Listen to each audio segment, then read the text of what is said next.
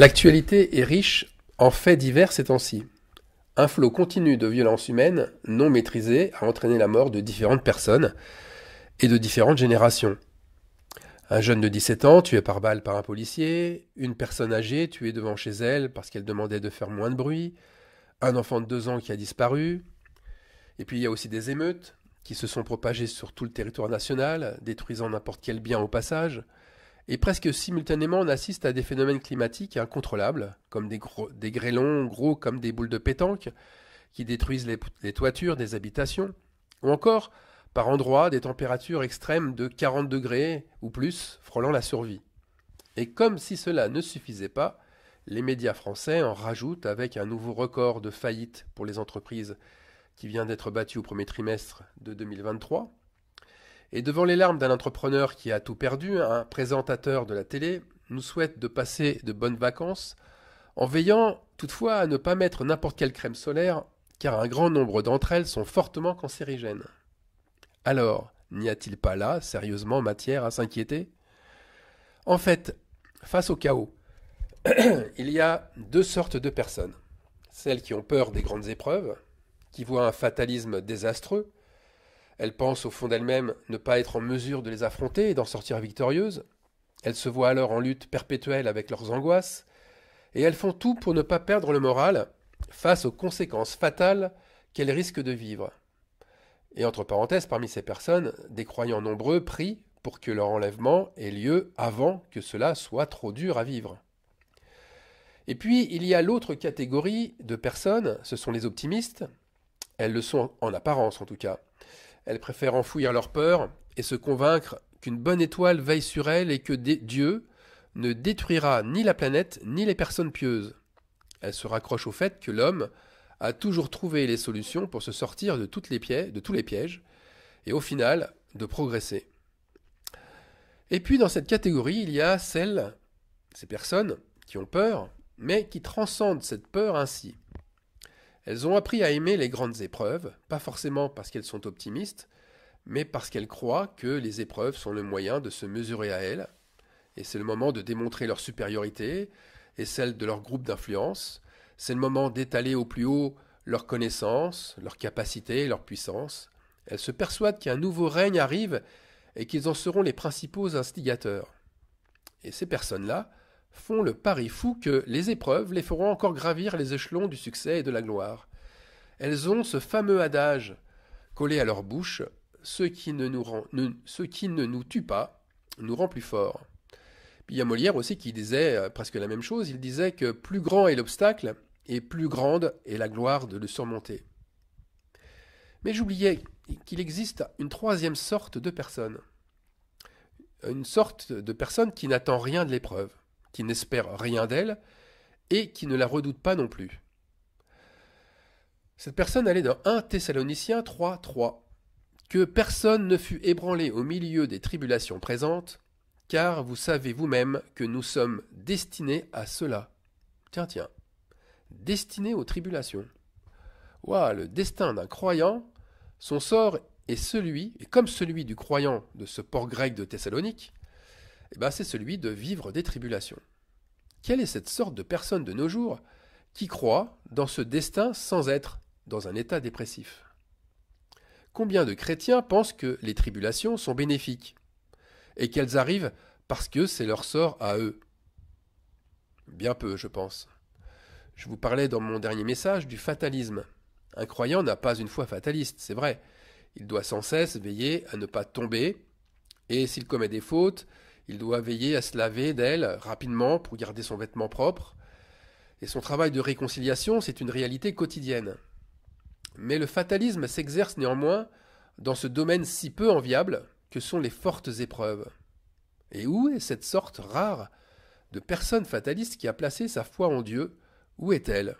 J'ai bien dit rare, parce que la paix que ressentent ces croyants ne vient pas d'eux, mais de l'Esprit Saint.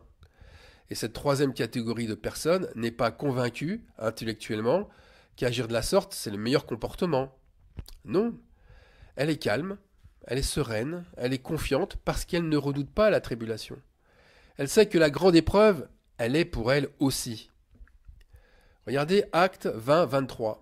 l'Esprit Saint m'avertit que des liens et des tribulations m'attendent. C'est Paul qui disait ça. Mais cela va plus loin encore. Ce disciple sait au fond de lui-même, comme l'apôtre Paul, que ce n'est pas l'épreuve le plus important. Alors qu'est-ce qui est le plus important?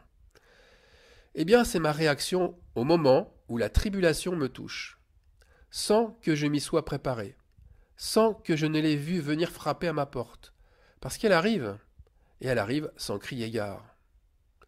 Regardons la réaction de Paul.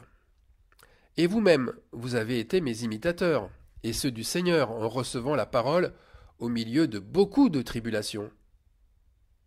Et la suite, c'est avec la joie du Saint-Esprit. Vous voyez, Paul ne parle pas de perte dans la tribulation, il ne parle pas de la détresse non plus, mais de joie, de la joie du Saint-Esprit. Il fait référence tout simplement au fruit de l'Esprit. Ce fruit qui se voit pendant la tribulation. Paul nous donne la saison de la récolte, celle où le fruit se voit mûr, où le fruit est prêt à être consommé. Et cette saison, c'est celle de la tribulation, de la grande épreuve. À un autre moment, avec les Corinthiens, il dira « Mais nous nous rendons à tous égards recommandables comme serviteurs de Dieu, par beaucoup de patience dans les tribulations, dans les calamités, dans les détresses. » 2 Corinthiens 6, 4. Si on regarde bien ce qui est écrit, eh bien les serviteurs de Dieu ne se proclament pas ainsi, serviteurs. Ils se révèlent comme Paul. On les recommande pendant la saison de la grande tribulation. On va les chercher. On court leur demander conseil. Rappelez-vous Paul au chapitre 27 du livre des Actes. Il est pris au milieu de la mer, dans une terrible tempête qui semblait fatale à tout l'équipage. Eh bien c'est lui, Paul, qui annonça sa vision par un ange de Dieu, et on est venu le chercher pour qu'il leur dise comment faire pour échapper à une fin tragique, parce qu'ils devaient tous périr en mer. Alors maintenant, si on revient au fruit de l'esprit, les autres parties du fruit de l'esprit, la bienveillance, la bonté, l'amour, eh bien on va lire ce que dit l'auteur de l'Épître aux Hébreux. Souvenez-vous de ces premiers jours, où après avoir été éclairés, vous avez soutenu un grand combat au milieu des souffrances. Verset 33. D'une part, exposé comme en spectacle aux opprobres et aux tribulations, et de l'autre, vous associant à ceux dont la position était la même. En effet, vous avez eu de la compassion pour les prisonniers, et vous avez accepté avec joie l'enlèvement de vos biens, sachant que vous avez des biens meilleurs et qui durent toujours. Donc on a lu Hébreux, chapitre 10, versets 33 à 34. Alors dans ces versets, il y a s'associer à ceux qui sont éprouvés, avoir de la compassion pour les prisonniers, ne rien voir comme une perte, mais même quand ses propres biens sont pris et enlevés, il n'y a pas de perte. Eh bien tout ça, ce fruit de l'esprit, il ne s'imite pas. Il ne peut s'exprimer en jouant un rôle qui n'est pas le sien. La tribulation fait que personne ne peut continuer à tricher. Le naturel, il revient au galop. Et sauver sa peau est alors le réflexe numéro 1 de ceux qui se sont proclamés le Dieu de leur vie. Alors Jésus dit une chose bizarre dans Jean 16, verset 33. « Je vous ai dit ces choses afin que vous ayez la paix en moi. Vous aurez des tribulations dans le monde, mais prenez courage. Prenez courage, j'ai vaincu le monde. » Jésus d'abord ne dit pas à ses disciples qu'ils échapperont aux tribulations. Il ne leur dit pas qu'il éloignera la tempête au moment venu. Il leur fait comprendre que la tempête est plus en eux qu'à l'extérieur. Et il leur dit que ces tribulations sont déjà vaincues et que le plus important, c'est d'avoir la paix en lui. C'est avec cette paix en lui qu'on traversera les grandes épreuves de la vie. Jésus donc, tout comme Paul, ne fait que de décrire ce fruit tant recherché par les croyants, qu'on lit toujours dans Galates, chapitre 5, versets 22 à 24. Le fruit de l'esprit, c'est l'amour, la joie, la paix, la patience, la bonté, la bienveillance, la fidélité, la douceur, la tempérance. Et la loi n'est pas contre ces choses. Ceux qui sont à Jésus-Christ ont crucifié la chair avec ses passions et ses désirs. Alors je sais qu'il existe un courant de pensée qui rejette ce sort attribué à l'épouse de Christ. Il refuse catégoriquement l'idée que l'époux, qui est amour avec un grand A, puisse faire passer celle qu'il aime par de grandes épreuves.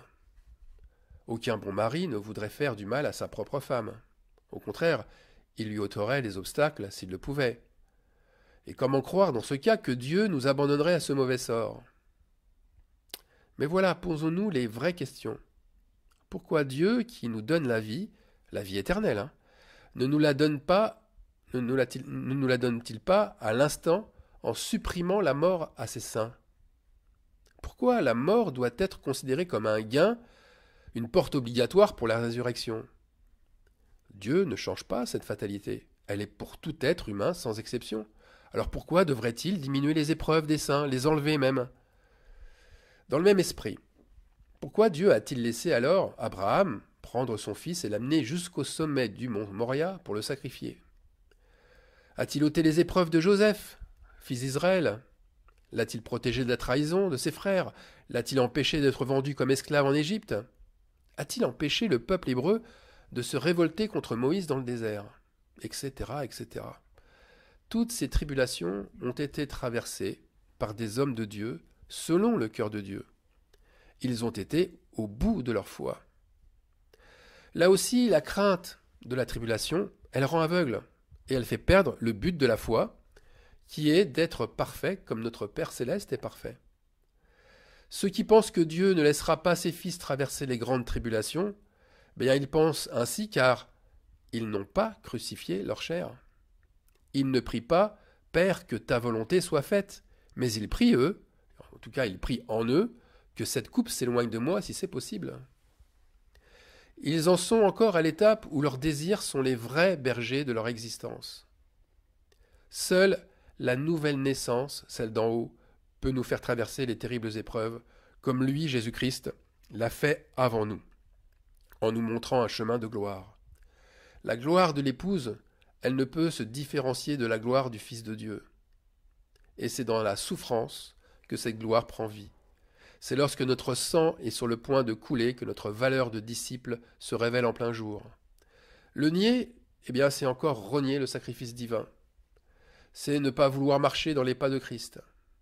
C'est comme dire « Ah, lui, il l'a fait, aussi nous n'avons pas à le refaire ».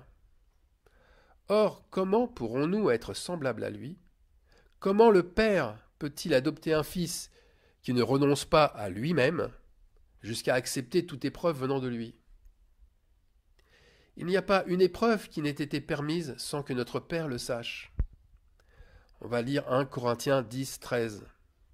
Aucune tentation ne vous est survenue qui n'ait été humaine, et Dieu, qui est fidèle, ne permettra pas que vous soyez tentés au-delà de vos forces, mais avec la tentation, il préparera aussi le moyen d'en sortir, afin que vous puissiez la supporter. Dans les faits, nous pouvons être éprouvés au-delà de nos forces humaines, bien au-delà, mais pas au-dessus de nos forces spirituelles.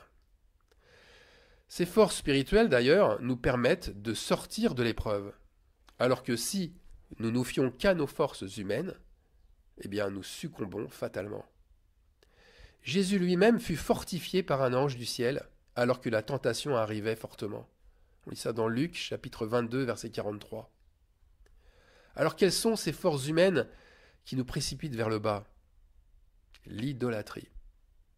Le verset suivant, c'est « Pourquoi, mes bien-aimés, ça c'est Paul qui parle, fuyez l'idolâtrie. » Et Galates 5,22 nous dit « Les œuvres de la chair sont manifestes, l'idolâtrie. » Tout nous ramène à ce démon de l'idolâtrie, celui qui nous fait voir plus haut que les autres, ou celui qui nous fait voir nos dirigeants plus inspirés que la moyenne des autres. Ce démon fait partie de la marque de la bête. Cette marque du mal est sur la main droite et le front. Pourquoi le front? Bien parce que le front élevé témoigne de notre insoumission. Il témoigne de notre indépendance. Vous voyez, de cette arrogance à affirmer être riche d'esprit et de ne manquer de rien. Le constat, c'est vrai, est toujours le même. Et je me répète, comme les écrits bibliques ne cessent de le faire aussi, mais tant que nous restons fidèles à notre chair, nous ne trouverons jamais le moyen de sortir des épreuves. Nous ne devons jamais perdre de vue une chose, c'est que nos pires épreuves sont des moments de gloire partagés, si, et seulement si, le fruit de l'Esprit nous accompagne. Amen.